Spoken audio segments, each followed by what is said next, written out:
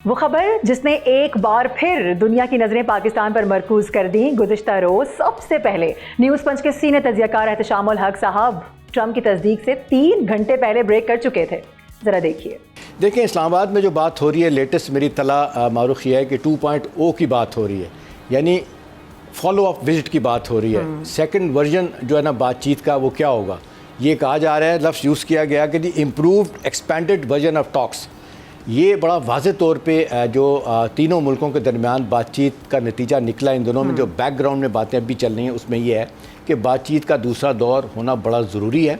इसके लिए ये तय किया जा रहा है और मोस्ट प्रोबेबली यही है कि जी इस्लामाबाद में बातचीत होगी, और जिस पे अमेरिका भी यही चाहता है और ईरान भी यही चाहता है। जो खबरें आ रही थी कि शायद ये सऊदी अरब अपना कतर में या फॉर दैट मैटर अपना टर्की में होंगी, तो वो कहते हैं कि इसकी ज़रूरत नहीं है। और फिर ये जुमले कि हम वहाँ यानी पाकिस्तान जा रहे हैं, पता है क्यों? क्योंकि वहाँ फील्ड मार्शल सैयद आसिम मुनीर हैं जो कि बहुत अच्छा काम कर रहे हैं। ये हैं ट्रंप के वो अल्फाज जिसने दुनिया के बड़े बड़े हुक्मरानों पर एक मरतबा फिर सख्ता तारी कर दिया है। ये है वो ट्रंप जिसे अपने अलावा कोई दूसरा दिखाई ही नहीं देता था। अमेरिकी नशरियाती इदारे फॉक्स न्यूज़ को इंटरव्यू में डोनाल्ड ट्रंप ने जंग जल्द ख़त्म होने की उम्मीद जाहिर की है। उन्होंने कहा है कि ईरान मुआहिदा करने में शदीद दिलचस्पी रखता है और अगले चंद दिन में सूरत हाल वाज़ेह हो जाएगी। एक और अहम डेवलपमेंट ये हुई है कि सऊदी वली अहद की दावत पर वज़ीर आज़म शहबाज शरीफ आला सतही वफ़द के साथ सऊदी अरब का दौरा कर रहे हैं, क्योंकि खित्ते में अमन हर तरीके से सबकी ख्वाहिश है। फ्रांसीसी सदर ने एक मरतबा फिर अमरीकी और ईरानी सदर को फ़ोन करके गलत फहमियाँ दूर करने और मुज़ाकरात दोबारा शुरू करने पर जोर दे दिया है, जबकि इस्लामाबाद में ईरान अमरीका मुज़ाकरात के दूसरे राउंड की सरबराही के लिए एक बार फिर जेडी वेंस का नाम सामने आ रहा है। अब सबसे बड़ा सवाल यह है कि क्या पाकिस्तान की कोशिशों से ईरान अमरीका मुज़ाकरात कामयाब हो सकेंगे? क्या खित्ते में जंग का खात्मा हो जाएगा?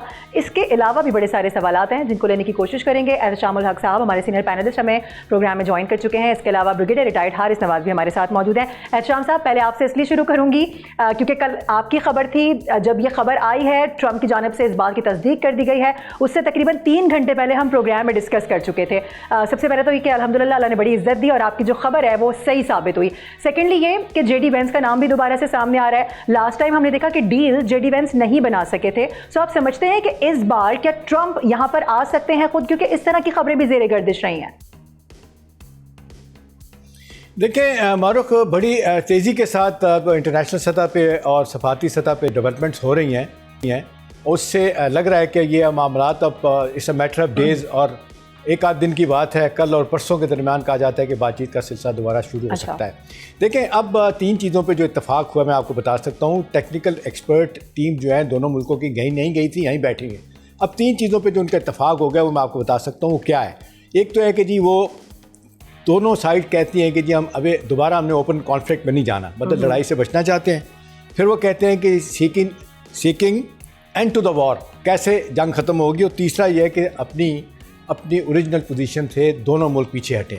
लेकिन ये बहुत बड़ी डेवलपमेंट है कि एक बुनियादी तौर पे जो एक फ्रेमवर्क तय हुआ है उसमें यही है कि अगर हम एक बड़ी स्ट्रॉन्ग पोजीशन लेके आएंगे, मैक्सिमम पोजीशन लेके आएंगे, ब्रिकमैनशिप करेंगे, तो उसका मतलब वादा कुछ नहीं होना।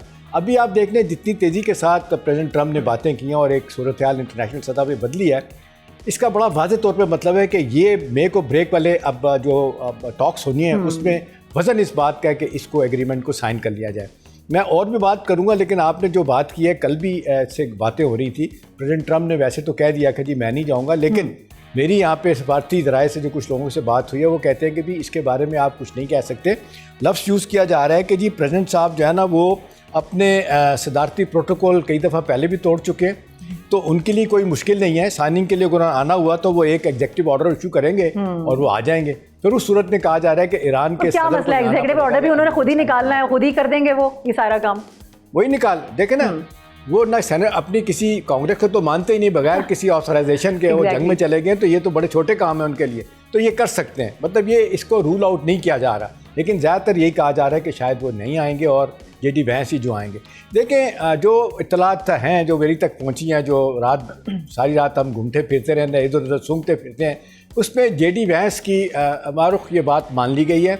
जो उन्होंने कहा था कि जी इसको बेसिस आप बनाएंगे, वही जो JCPO है, joint comprehensive action plan of action, वो जो 5 परमानेंट मुल्क हैं अपने सिक्योरिटी काउंसिल के, +1 ईरान जो 2015 में एग्रीमेंट हुआ था उसको बेसिस बनाया जा रहा है कि जी इसी में से एक बड़ी विंडो ऑफ अपॉर्चुनिटी निकल सकती है। अब बात हो रही है कि जी ये जो 12 से 15 साल की जो बात हो रही है इस पर बहस हो रही है। पहले तो बहुत उन्होंने 30 साल का पीरियड मांगा था कि ये 12 से 15 साल तक जो है ना आप अपने न्यूक्लियर प्रोग्राम को बंद कर दें, इसको सस्पेंड कर दें और ये अंडरटेकिंग इस पे दें। उस पर ईरान कहता है जी 5 साल के लिए तैयार है।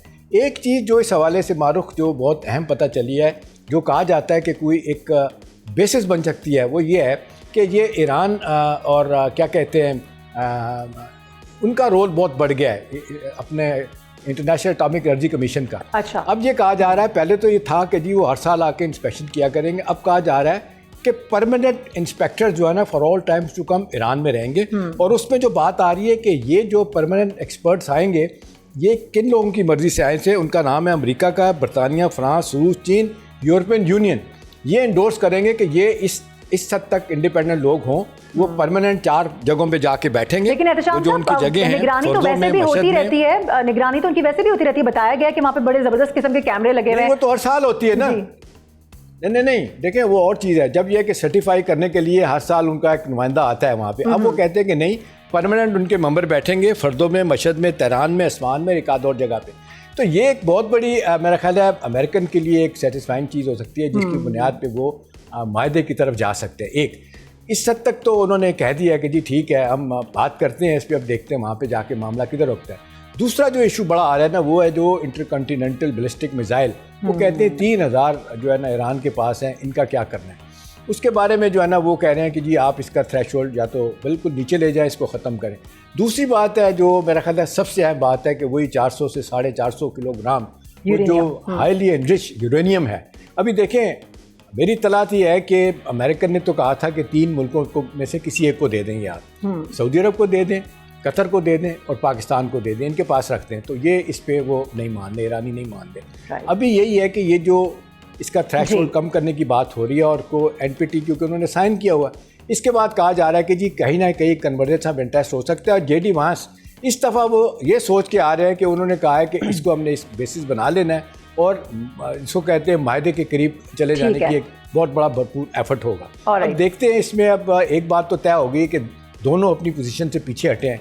अब एक जिस तरीके से एक लोगों को नज़र आ रहा है, यहाँ पे सफारती कम्युनिटी भी बैठी हुई यही कह रही है कि जी अभी हमें उम्मीद पैदा हो गई है कि अब जब आएंगे तो कोई ना कोई एक वाकई जो इस्लामाबाद एकॉर्ड के नाम। चले एहतशाम साहब इसी का जवाब जो है वो हारिस साहब से ले लेते हैं। थैंक यू हारिस साहब, क्या लग रहा है जो अब आ रही है ये डेलीगेशन, ये कोई डील मैच्योर कर सकेगा या मजीद इसके राउंड्स हो सकते हैं? क्योंकि पहले राउंड में तो हमें कहा गया था कि एक राउंड में जाहिर सी बात है कि 45-47 साल जो मसाइल हैं वो हल नहीं हो सकते। सो अब आपको लग रहा है और कौन कौन से ऐसे नुकात होंगे जिससे थोड़ा थोड़ा दोनों को पीछे हटना होगा, जिस तरह से एहतशाम साहब भी बड़ा डीपली हमें बता रहे थे?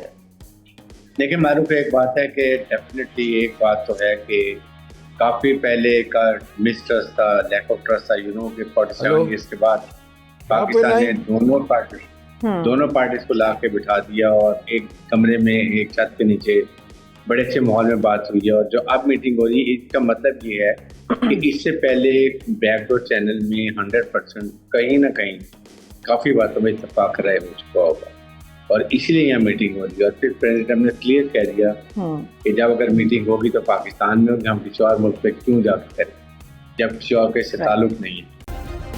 सब्सक्राइब करें और बेल दबाएं ताकि कोई खबर रह न जाए।